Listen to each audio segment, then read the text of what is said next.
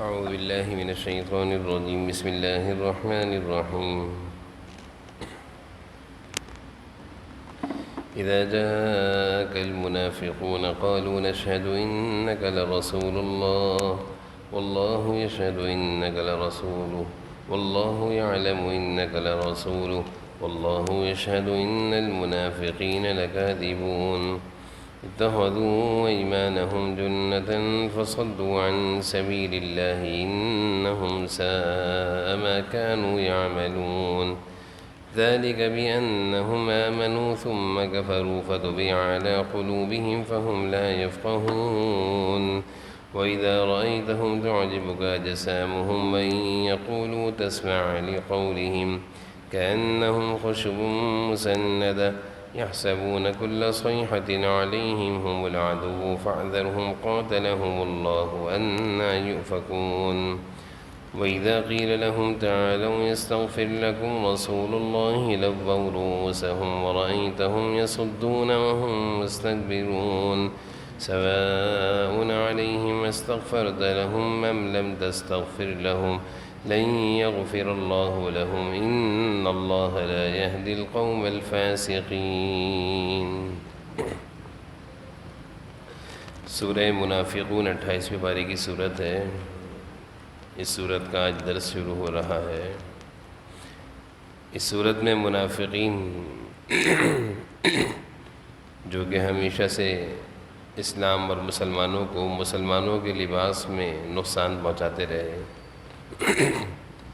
یعنی اپنے ظاہر سے اپنے آپ کو مسلمان ظاہر کرتے رہے اور دل سے کفر اور نفاق کی وجہ سے مسلمانوں کو نقصان پہنچاتے رہے. اور منافقین کا جو بڑا سردار تھا عبداللہ ابن ابی،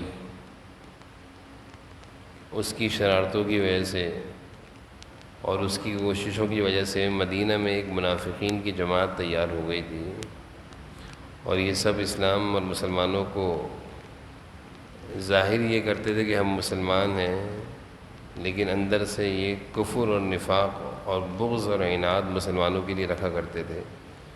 مسلمانوں پر اللہ کی طرف سے جو فتح اور کامیابی پہنچا کرتی تھی ان کو تکلیف ہوا کرتی تھی، اور اگر کوئی مسلمانوں کو کوئی تکلیف کوئی نقصان پہنچتا تو یہ خوش ہوتے ہیں. ایک موقع پر جناب نبی کریم صلی اللہ علیہ وسلم اور صحابہ کسی غزوے سے واپس تشریف لا رہے تھے. ایک جگہ ٹھہراؤ پڑاؤ ڈالا، یعنی وہ لشکر ٹھہرا، تو آپس میں صحابہ کے درمیان کسی بات میں کوئی ناراضگی ہو گئی. اس کو کہنا چاہیے جھگڑا ہو گیا. سگے بھائیوں میں بھی جھگڑا ہو جاتا ہے.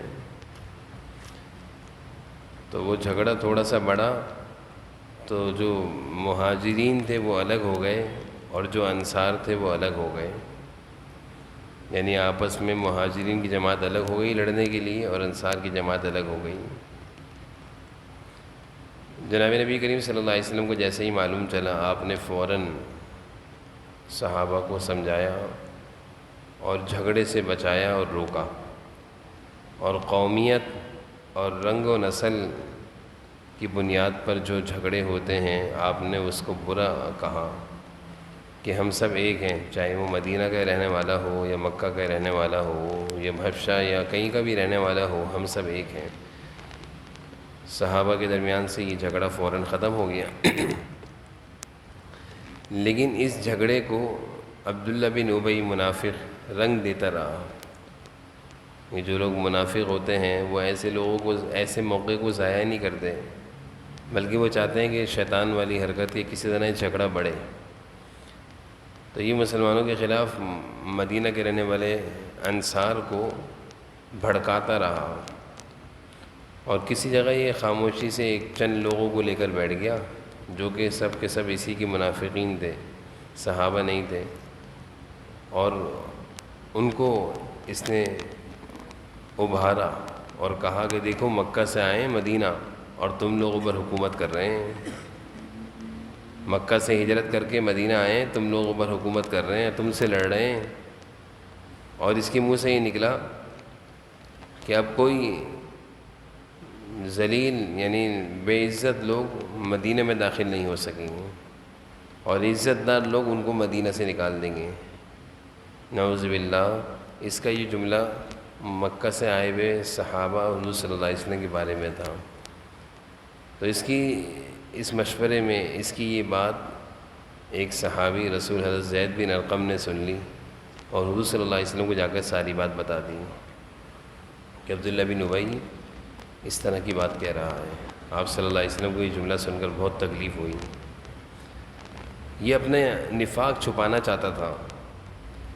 آپ صلی اللہ علیہ وسلم نے بار بار زید بن ارقم سے پوچھا کہ عبداللہ بن ابی نے یہ بات کہی ہے، عبداللہ بن ابی نے یہ بات کہی ہے کہ نعوذ باللہ نعوذ باللہ، ہم عزت دار لوگ ذلیل لوگوں کو باہر نکال دیں گے۔ حضرت زید بن ارقم کہنے لگے اللہ کے رسول جی میں نے خود سنی ہے، ان کانوں سے یہ بات سنی ہے۔ جب یہ بات صحابہ میں پھیلی تو حضرت عمر نے حضور صلی اللہ علیہ وسلم سے کہا کہ اللہ کے رسول یہ منافق ہے، عبداللہ بن ابی منافق ہے، میں اس کی گردن اڑا دوں گا۔ جناب نبی کریم صلی اللہ علیہ وسلم نے حضرت عمر کو ایسا کرنے سے روک دیا کہ نہیں ایسا نہ کرو، معاملہ اور خراب ہو جائے گا۔ تھوڑی دیر میں عبداللہ بن ابی منافق کے بیٹے عبداللہ جو پکے مسلمان تھے، ان کو جب معلوم چلا کہ میرے ابا نے ایسی بات کہی ہے اور صحابہ میں میرے ابا کے بارے میں بہت سخت غصہ ہے اور قتل کرنا چاہتے ہیں، تو عبداللہ خود آئے اور کہا کہ اللہ کے رسول میں اپنے ابا کو خود ہی اپنے ہاتھ سے قتل کروں گا، آپ کی اجازت چاہیے، اور میں آپ کی اجازت کے فوری بعد ان کا سر قلم کر کے آپ کے سامنے لا کر رکھ دوں گا۔ جناب نبی کریم صلی اللہ علیہ وسلم نے عبداللہ کو ایسا کرنے سے روک دیا کہ نہ کرو، ایسا چھوڑ دو۔ جرم تو اس کا ایسا ہی تھا کیونکہ اب تک وہ اپنے نفاق کو اور منافقت کو چھپاتا تھا، اس بات کے بعد اس کی منافقت کھل کر سامنے آ گئی تھی کہ یہ مسلمانوں کے بارے میں یہ تاثرات رکھتا ہے، یہ اپنے کو عزت دار کہہ رہا ہے اور نعوذ باللہ صحابہ کو بے عزت اور حضور صلی اللہ علیہ وسلم کی شان میں گستاخی کر رہا ہے۔ آپ صلی اللہ علیہ وسلم نے عبداللہ بن ابی سے پوچھا کہ تم نے ایسی بات کہی ہے؟ قسمیں کھانے لگا کہ میں نے ایسی بات نہیں کہی، جھوٹی قسمیں کھانے لگا۔ جھوٹ بولنا بھی منافق کی عادت ہے، بہت جھوٹی قسمیں کھائیں۔ آپ صلی اللہ علیہ وسلم خاموش ہو گئے، خاموشی کا اظہار فرمایا۔ اب سارے صحابہ اور بالخصوص مدینہ کے رہنے والے حضرت زید بن ارقم جنہوں نے یہ بات بتائی تھی ان کو ملامت کرنے لگے کہ تم نے ایک مخلص مسلمان کے بارے میں ایسی بات بول دی جو کہ مخلص ہے۔ عبداللہ بن ابی کو مخلص سمجھنے لگے۔ حضرت زید بن ارقم خاموش ہو گئے، افسردہ تھے، انتظار میں تھے کہ اللہ تعالیٰ وحی کے ذریعے میری بات کی سچائی بیان فرمائیں گے۔ آپ صلی اللہ علیہ وسلم نے فرمایا سفر شروع کرو۔ واپسی مدینہ کی طرف آ رہے تھے، راستے میں آپ صلی اللہ علیہ وسلم مدینہ کے قریب تھے، قرآن کریم کی آیتیں اتر گئیں، اور قرآن کریم کی آیتوں میں اللہ تعالیٰ نے واضح کر دیا اور عبداللہ بن ابی کی جملے کو اللہ تعالیٰ نے بیان بھی کر دیا کہ یہ کہتا ہے لَيُخْرِجَنَّ الْأَعَزُّ مِنْهَا الْأَذَلَّ، یہ کہتا ہے کہ ہم مدینہ لوٹنے کے بعد، مدینہ پہنچنے کے بعد جو عزت والا ہوگا وہ ذلت والوں کو باہر نکال دے گا۔ وہی جملہ جو حضرت زید بن ارقم نے حضور صلی اللہ علیہ وسلم تک پہنچایا تھا اور ان کو عبداللہ بن ابی نے جھوٹی قسمیں کھا کر جھٹلا دیا تھا، اللہ تعالیٰ نے اس جملے کو قرآن کریم کی آیت میں بیان کر کے حضرت زید بن ارقم کی بات سچی ہو گئی۔ جب یہ بات سچی ہو گئی کہ ہم عزت دار لوگ ذلیل لوگوں کو مدینہ سے نکالیں گے، تو مدینہ کے قریب یہ وحی پھیل گئی اور سچائی ظاہر ہو گئی کہ عبداللہ بن ابی منافقی جھوٹا ہے، اس نے یہ بات کہی ہے۔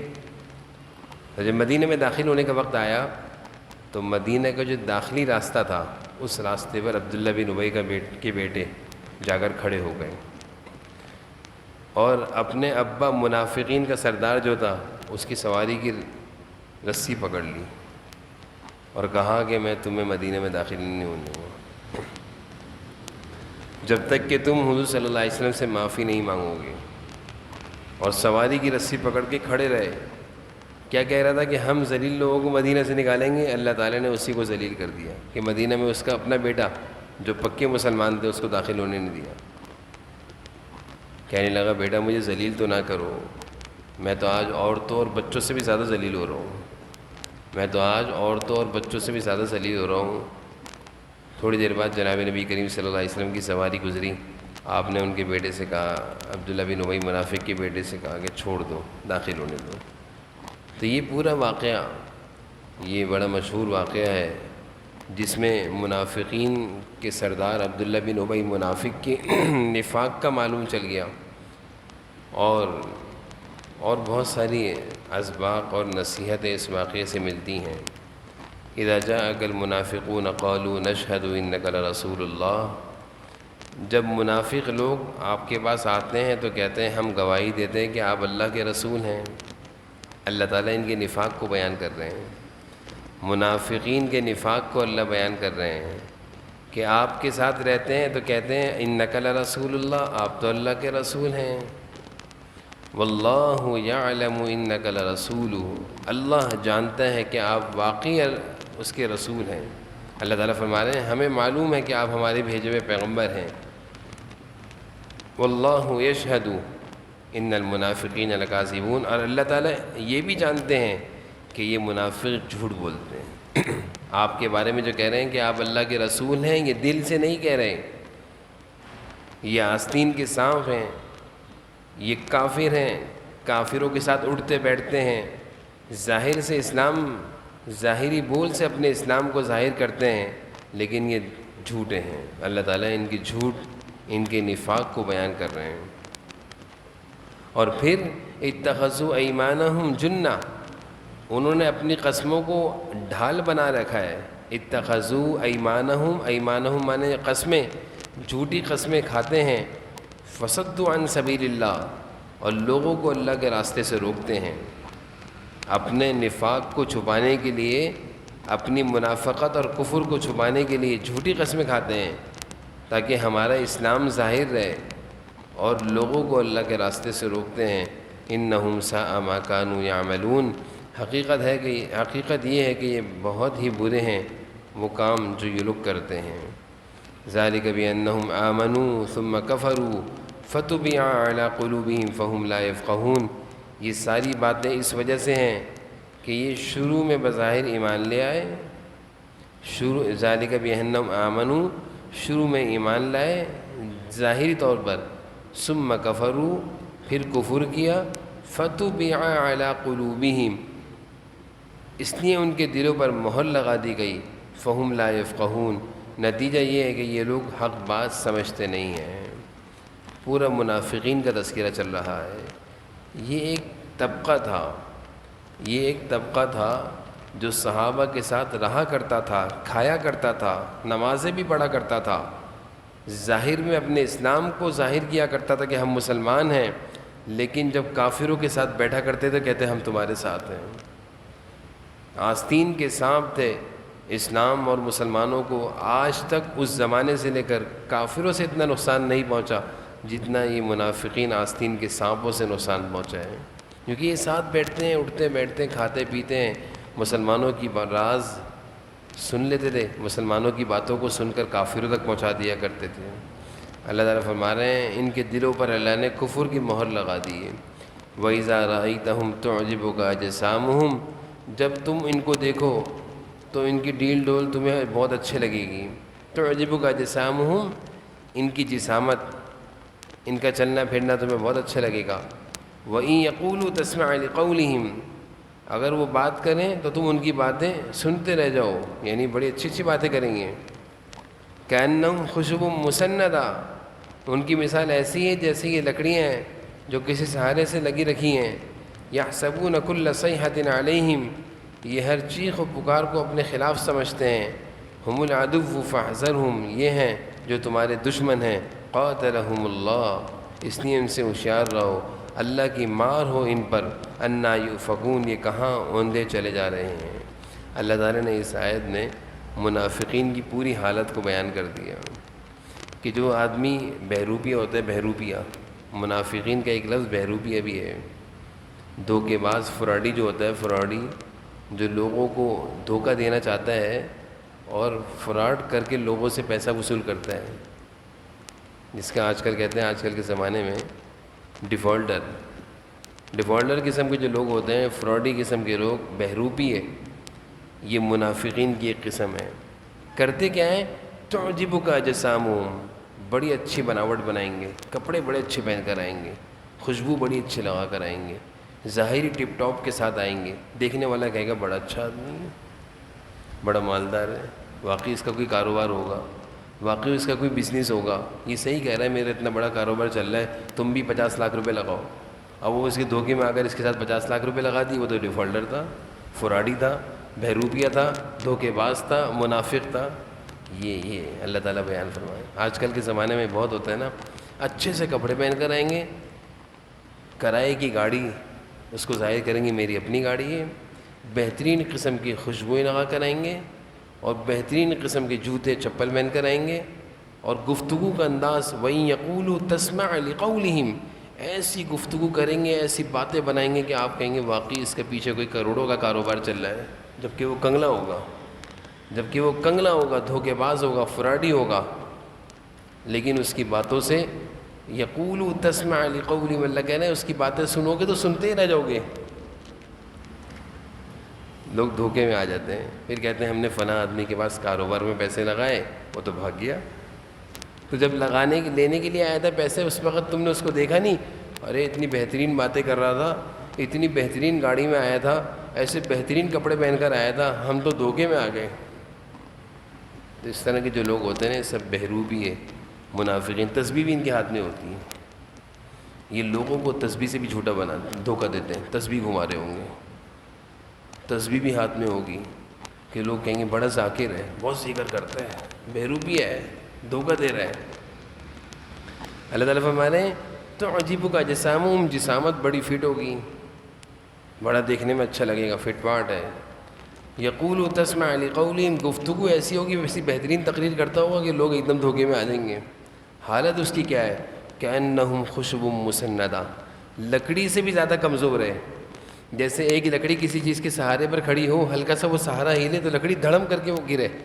اللہ کہہ رہے ہیں ان کی حالت اتنے ہیں کہ لکڑی سے بھی زیادہ کمزور ہیں۔ جیسے ایک درخت ہو تو اس کی جڑیں زمین پر مضبوط ہوتی ہیں، اس کو ہلانا مشکل ہے، لیکن ایک لکڑی کسی چیز کے سہارے پر کھڑی ہو، دھکا دو گرے گی۔ اللہ کہہ رہے ہیں ان کی جسامت سے، ان کی ظاہری ٹپ ٹاپ سے، ان کی باتوں سے دھوکے میں مت آؤ، ان کی حالت لکڑی سے بھی زیادہ کمزور ہے، بالکل مضبوطی نہیں ہے، پیچھے کچھ بھی نہیں ہے، سب خالی ہیں، دھوکہ دیتے ہیں لوگوں کو۔ یحسبون کل صیحۃ علیہم، اور ڈرتے اتنا ہے، ڈرپوک اتنا ہے، ویسے بہت شیر بنیں گے لیکن ڈرپوک اتنا ہے کہ ہلکی سی چیخ و پکار آ جائے تو سمجھیں گے کوئی آ گیا، ڈرتے اتنا ہے۔ یہ بہروپیوں کی حالت ہے۔ ہم العدو فاحذرہم، اللہ فرما رہے ہیں یہ تمہارے دشمن ہیں، ان سے بچو۔ یہ دین میں آئیں گے، دین کو نقصان پہنچائیں گے، یہ دنیا کا لبادہ پہن کر آئیں گے مال لوٹنے کے لیے، تمہاری دنیا کو بھی نقصان پہنچائیں گے، تمہاری دنیا کو بھی نقصان پہنچائیں گے۔ کتنے ایسے لوگ ہیں دھوکہ دیتے ہیں، کتنے ایسے بیچارے سیدھے سادے لوگ ہیں ان کے دھوکے میں آ کر اپنی بچیوں کے رشتے دے دیتے ہیں، بچیوں کے رشتے کر دیے، اب کہتے ہیں وہ تو دھوکے باز تھا۔ ابھی کی بات ہے، رمضان سے 10 دن پہلے ایک نکاح پڑھایا، اور ابھی وہ صاحب میرے پاس آئے عید کے بعد کہ وہ جو آپ نے نکاح پڑھایا تھا نا میری بیٹی کا، سو طلاق ہو گئی۔ میں نے کیوں؟ کہہ رہے وہ دھوکے باز تھا، فراڈی تھا، نمبر 1 کا چور تھا، پتہ نہیں کیا کیا۔ میں نے کہا اس کے والد صاحب تو سید، اپنے کہنے والد تو بہت اچھے تھے، بہت اچھے تھے، لیکن وہ خود ایک نمبر کا فراڈی، دھوکے باز، بہروپیہ، منافق، بری گیدرنگ اور برے دوستوں میں بیٹھنے والا۔ تو ہم نے 10 دن بعد ہی اپنی بچی کو گھر بلا لیا، 10 دن میں ہی وہ بچی اپنے گھر آ گئی۔ میں نے کہا آپ کیسے اس میں آ گئے؟ باتوں سے ہم دھوکے میں آ گئے، باتوں سے ہم دھوکے میں آ گئے، ظاہری ٹپ ٹاپ سے ہم دھوکے میں آ گئے۔ اب پتہ چل رہا ہے قرآن کیا ہے، اب پتہ چل رہا ہوگا کہ قرآن کیا ہے۔ اللہ تعالیٰ سب کچھ اس قرآن میں بیان کر رہے ہیں کہ تم کسی کے ظاہری حلیے سے دھوکے میں مت آنا، اس کی باتوں سے، اس کی جسامت کی ٹپ ٹاپ سے دھوکے میں مت آنا۔ وہ تمہارے اگر وہ دین کے لبادے میں آئے گا دین کو نقصان پہنچائے گا، دنیا کے لبادے میں آئے گا دنیا کو نقصان پہنچائے گا، تمہارا مال لوٹ کے لے جائے گا، تمہاری بچیوں کو لے جائے گا، بعد میں تم پریشان ہوگے۔ اللہ تعالیٰ ہم العدو، یہ تمہارے دشمن ہیں، فاحذرہم، ان سے بچو۔ قاتلہم اللہ، اللہ کہہ رہے ہیں اللہ کی مار ہو، اللہ کی لعنت ہو۔ اللہ تعالیٰ خود فرما رہے ہیں قاتلہم اللہ، مانے اللہ کی مار اور پھٹکار ہو ان پر۔ انا یؤفکون، کہاں اوندے منہ چلے جا رہے ہیں۔ تو یہ آیت میں عجیب آیت قرآن کریم کی، عجیب قرآن کریم کی آیت ہے، عجیب اللہ تعالیٰ کی ہدایتیں ہیں قرآن کریم میں۔ اللہ تعالیٰ ہم سب کو سمجھنے کی، عمل کی توفیق نصیب ہو۔